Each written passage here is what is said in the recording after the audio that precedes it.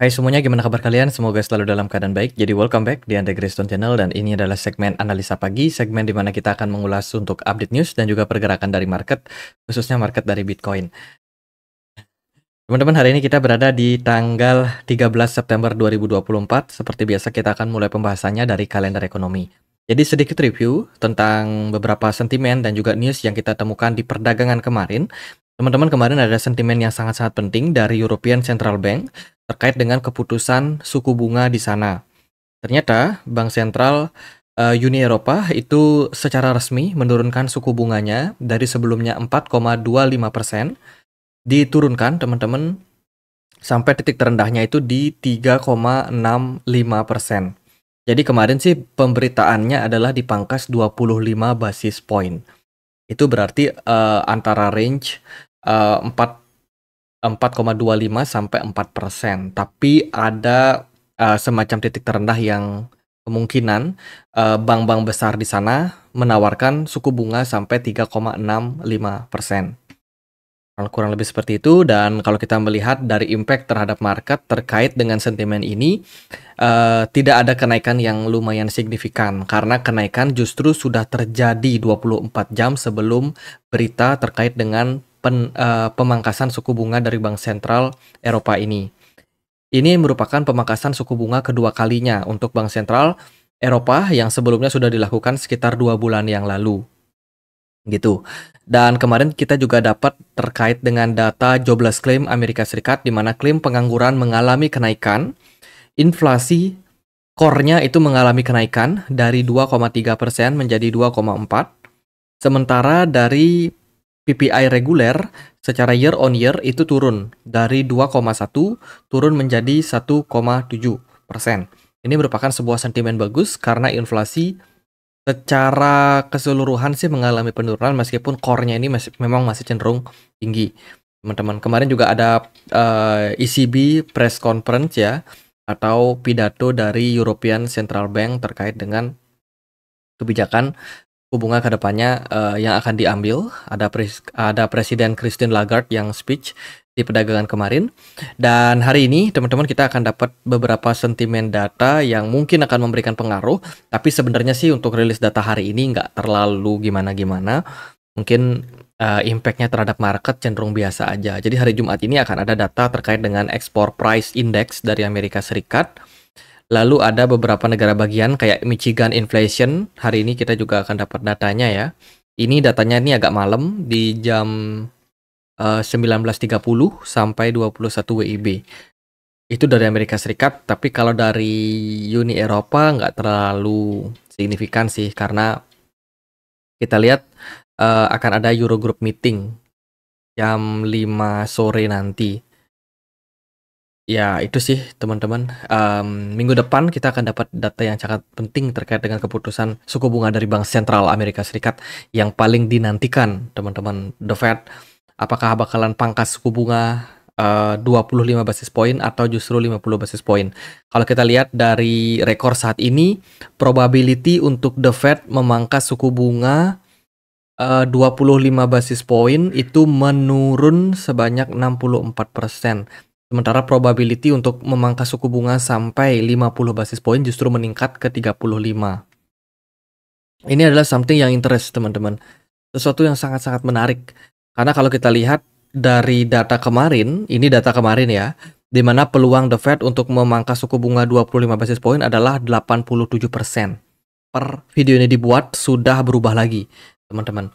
Kalau Bank Sentral Eropa aja bisa pangkas suku bunga sampai 50 basis point di 2 kali pertemuan FOMC, harusnya The Fed berani nih untuk pangkas sampai 50 basis point. Apalagi dilihat dari rilis data CPI 2 hari lalu, sama kemarin ada data PPI menunjukkan inflasi memang sudah mulai beranjak turun. Meskipun secara core ini masih cenderung tinggi ya teman-teman. Dan ini bakalan sangat-sangat menarik untuk kita lihat seperti apa data-data ke depannya. Itu jadi masih ada 5 hari ke depan, 5-6 hari ke depan ya, sebelum akhirnya The Fed membacakan pidato terkait dengan interest rate decision mereka. Oke, Get.io ada campaign, teman-teman. Jadi teman-teman pasti sudah tahu Hamster Combat ya, token yang bernama Hamster itu saat ini sudah ada di pre-marketnya Get.io dan saat ini lagi dalam proses ya market di pre-market. Jadi pre-market order gitu. Teman-teman bisa trading meskipun belum ada harga resminya. Nah, sekarang ini ada campaign ya, di mana periodenya ini dari tanggal 11 September sampai 20 September. Trading untuk token Hamster. Ini tradingnya hanya di market spot. Teman-teman bisa melakukan perdagangan dan memperoleh split reward sebanyak 15.000 US dollar. Jadi maksudnya adalah berapa jumlah orang yang berpartisipasi dalam kompetisi ini, itu nanti akan dibagikan 15.000 ini ya. Jadi 15.000 ini dibagikan kepada banyak peserta gitu, yang mana akan diukur berdasarkan volume trading hamster di pre-market dari Get.io. Jadi siapa yang paling banyak itu akan tentu saja mendapatkan reward paling besar di dalam campaign ini. Campaign ini sangat-sangat terbatas, jadi bagi teman-teman yang mungkin aktif trading, ya kan, tradingnya di hamster pula, teman-teman bisa ikuti registrasi ini. Teman-teman wajib untuk memilih tim yang bisa kalian ikutin. Di sini ada banyak sekali tim pilihan, silahkan dipilih salah satunya aja, teman-teman. Kemudian yang paling besar untuk gain volume trading itu akan berpeluang untuk mendapatkan hadiah utamanya. Di Get.io teman-teman bisa melakukan perdagangan di market spot, futures, option, ada juga fitur seperti bot grid buying ya. Jadi teman-teman bisa beli sesuai dengan periode tertentu atau sesuai dengan kondisi tertentu. Misalkan ada koreksi dari market, teman-teman bisa gunakan spot grid ini, fitur yang sangat membantu untuk melakukan DCA. Kemudian juga ada fitur finance kayak staking, simple earn, hold to earn, dan juga banyak investasi lainnya di sini. Terus juga ada produk seperti produk pendanaan startup ataupun join di beberapa project airdrop. Teman-teman juga bisa mendapatkan reward dari sana gitu. Jadi untuk yang mau pakai exchange Get.io bisa langsung cek link yang ada di kolom deskripsi video ini untuk pendaftaran.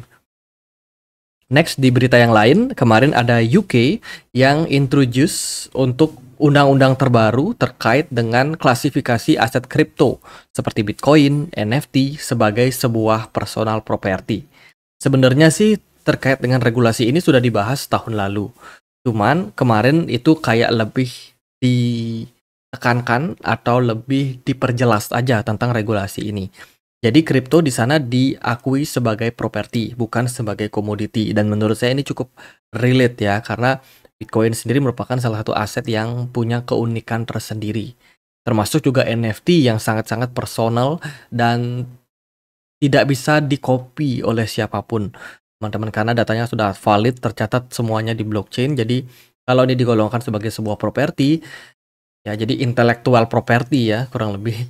Jadi ini bisa menjadi salah satu poin plus sebenarnya untuk coin, dibandingkan dia diklasifikasikan sebagai komoditi. Tentu saja ya regulator yang mengaturnya pun nanti akan berbeda juga, teman-teman.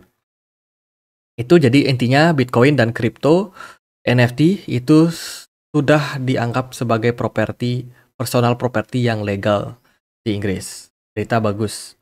Kemarin juga ada berita terkait dengan Grayscale yang launching XRP Trust Fund.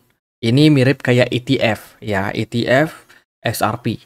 Jadi sudah diluncurkan oleh Grayscale, di mana Grayscale ini sangat-sangat aktif. Sebelumnya ada Sui, kemudian juga ada beberapa kripto lain juga ya yang masuk ke dalam sebuah portfolio dari Grayscale, dan sekarang XRP masuk, teman-teman. Ini adalah ramalan dari banyak orang di mana XRP ini kabarnya sangat dekat dengan banyak petinggi banking ya, dan harusnya sih memang XRP dari dulu ya masuk ke level-level top kayak gini. Jadi adopsi top dari banyak institusi besar. Jadi aksi dari Grayscale ini tentu saja bisa menjadi salah satu berita bagus untuk perkembangan XRP ke depannya, terutama untuk price action yang banyak yang mencibir dan mengatakan XRP ini layaknya adalah stablecoin. Kemudian dari berita yang lain datang dari Source of Value terkait dengan data inflow and outflow dari beberapa hedge fund terkait dengan pergerakan mereka ya di market spot Bitcoin ETF. Kemarin ada sedikit outflow yang masih muncul, teman-teman. Dan ini datanya belum lengkap karena yang baru posting itu baru Grayscale sama baru Grayscale doang. Teman-teman, manajer investasi yang lain kayak BlackRock, ARK Invest, Bitwise, FundX belum mengupdate data terbarunya terkait dengan inflow or outflow. Jadi so far saya sih melihat kita masih dalam proses recover. Semoga sih nanti bakalan positif ya rilis datanya. Itu kemudian berita terbaru, Binance Lab mengumumkan investment mereka di OpenEden. Ini adalah salah satu platform yang berfungsi untuk melakukan tokenisasi. Teman-teman, aku belakangan ini banyak mempelajari tentang tokenisasi dan ternyata banyak sekali proyek-proyek kripto yang melihat tokenisasi ini merupakan salah satu hal yang bisa menjadi salah satu masa depan. RWA ya, Real World Asset. Teman-teman jangan pernah skip token dengan narasi Real World Asset. Sementara sih untuk OpenEden ini aku perhatikan belum ada listing token ya. Tapi semoga dengan dia join atau mendapatkan investasi dari Binance Lab, ini kedepannya bisa berkembang terus teman-teman terkait dengan proyek yang dibangun. Lalu ada berita dari Coinbase baru saja meluncurkan CB BTC. Jadi Coinbase BTC ini adalah sebuah wrap untuk Bitcoin digital asset. Jadi ini mirip aja kayak wrap Bitcoin ya atau WBTC atau yang lainnya. Jadi ini khusus tersedia untuk United Kingdom atau Kerajaan Inggris, Australia, Singapura, dan US. Di beberapa negara kecuali New York. Tuh, jadi tujuannya apa sih? Nah, blockchain Bitcoin itu kan padat banget. Bahkan kalau kita melakukan transaksi Bitcoin secara peer-to-peer itu kadang-kadang lama karena validator mereka nggak cepat memproses transaksi, kemudian transaksi di Bitcoin itu banyak banget. Makanya dia perlu dialihkan ke blockchain lain. Coinbase dia kan punya blockchain layer 2 namanya Base Chain, ya kan? Base Chain itu running di di blockchain sendiri milik Coinbase yang mana terafiliasi langsung sama blockchain utamanya yaitu Ethereum. Tuh dia di peg 1:1. Bitcoin dengan CBBTC ini jangan tujuan tentu saja untuk adopsi yang lebih banyak di jaringan dari layer kedua milik Coinbase ya, Base. Jadi ini merupakan salah satu opsi bagus teman-teman di mana Bitcoin kedepannya bakalan bisa menjadi salah satu aset yang mendapatkan adopsi termasuk juga use case yang sangat-sangat besar karena dia bisa kompatibel di banyak jaringan blockchain. Itu kemudian berita yang lain datang dari Ton Telegram saat ini masuk dalam jajaran top 10 blockchain paling banyak ditransaksikan. Top 10 blockchain secara year on year. Itu paling tinggi saat ini adalah Ton dengan peningkatan jumlah transaksi sebanyak 2.492%. Ini melampaui Near Protocol, Injective, Axelar, Avalanche, Stack, Polkadot, Genesis, Celo, dan juga Arbitrum. Jadi bilang jumlah transaksinya sangat-sangat banyak. Ini mungkin karena impact dari Telegram yang sangat-sangat aktif ya bikin banyak sekali project, terutama project play to earn yang ada di aplikasi Telegram. Airdrop kayak Hamster, Kitties, kemudian kemarin juga ada Bloom ya kan, dan juga banyak project lainnya teman-teman. Nah, Hamster Combat juga bakalan listing di launch pool dari Binance. Ini juga merupakan sebuah berita yang bagus teman-teman. Jadi buat yang penggemar hamster yang udah garap sangat lama ya berbulan-bulan lalu, kesempatan kalian buat panen di sini. Oke, lalu juga ada lonjakan tentang komentar positif Bitcoin di sosial media yang telah terjadi selama seminggu terakhir. Ini datanya dari Sentiment, di mana terjadi perbincangan Bitcoin bottom di mana, kemudian apa saja sentimen-sentimen yang membuat pergerakan Bitcoin meningkat, termasuk juga pembicaraan tentang interest rate decision yang akan diambil oleh The Fed ya. 2 minggu sebelum keputusan suku bunga, ini bakalan menjadi salah satu hal yang sangat atraktif untuk market, dan Bitcoin ternyata mendapatkan engagement yang lumayan tinggi belakangan ini, sehingga possibility untuk pergerakan harganya juga cenderung meningkat teman-teman. Kalau kita lihat dari jangka pendek, so far Bitcoin sudah bergerak naik sampai 58 ribuan something. Jadi ini sebenarnya merupakan sebuah peluang bagus sih untuk Bitcoin. Jika kita melihat lebih dalam lagi secara price action, kenaikan yang terjadi pada Bitcoin ini sebenarnya masih membutuhkan lebih banyak indikator positif lainnya. Jadi meskipun Bitcoin mengalami kenaikan, sudah golden cross juga, ini something yang kita sudah sempat mention ya sebelumnya, dan sekarang sudah terjadi ada indikasi buy di sini karena MACD-nya sudah membuat golden cross. Namun secara smart money aku masih sedikit meragukan terkait dengan kenaikan yang lumayan signifikan pada Bitcoin. Mungkin saja kita dalam proses recover dengan target terdekat sampai kisaran 60.000 something, sampai nanti kita bisa melihat respon dari pasar terkait dengan suku bunga The Fed. Kenapa penting untuk melihat responnya? Karena kita sendiri tidak punya banyak data historical.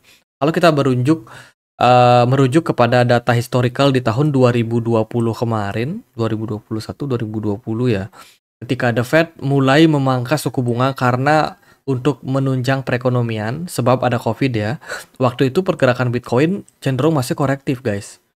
Jadi ketika pivot yang dilakukan sebelumnya, di periode sebelumnya, itu justru Bitcoin malah mengalami penurunan. Tapi 1-2 bulan setelah itu Bitcoin recover dan mencapai all time high-nya.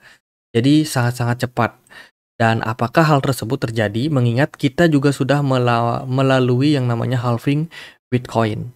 Jadi momentum ini bakalan menjadi momentum yang sangat-sangat mendebarkan dan sangat-sangat dinantikan. Jadi saya sendiri melihat secara historical memang akan ada cenderung potensial koreksi. Cuman ini balik lagi kepada respon market. Sometimes kita bilang market bakalan turun, ternyata sebaliknya. Sometimes kebanyakan orang yang bilang, oh market bakalan bullish ketika The Fed memangkas suku bunga, ternyata malah diturunkan harga Bitcoin-nya. Kenapa demikian? Karena ini berhubungan sama mereka yang trading di market futures. Ada yang pasang long, pasang short, dan itu sangat-sangat membebani, teman-teman. Ketika banyak orang yang mendominasi untuk pasang long karena sentimen positif dan spekulasi lainnya, justru market biasanya di apa namanya, di short squeeze. Jadi di cut semua tuh orang yang melakukan posisi di long ataupun di short. Tuh, jadi bisa jadi ada dipotong dulu yang pasang long ya kan, marketnya dibawa turun dulu. Setelah mereka terlikuidasi, market di bawah naik lagi. Jadi seringkali seperti itu. Makanya untuk posisi saat ini, ya kita nggak bisa terlalu yakin 100% bahwa market akan mengambil tindakan sesuai dengan ekspektasi. Kalau menurut saya sih secara long term ya Bitcoin masih akan saya lihat bullish dengan target 90 ribuan something. Cuman kalau untuk jangka pendek ini apakah ketika nanti The Fed memangkas suku bunga, market akan naik atau turun, itu benar-benar di luar yang bisa kita prediksi secara akurat, teman-teman. Ya, untuk saat ini positif, next target 60.000, level support kuat ada di kisaran 55.000 untuk Bitcoin. Jadi video hari ini sekian aja. Semoga videonya bisa bermanfaat. Bila mana ada pertanyaan lain, ada koin lain buat dibahas, teman-teman bisa langsung tulis di kolom komentar channel YouTube ini. Kita juga ada komunitas diskusi di Telegram, tempat aku untuk update berita-berita terbaru tentang market crypto. Ya, semoga selalu bisa menginspirasi, selalu bisa mendapatkan wawasan bagi teman-teman semua.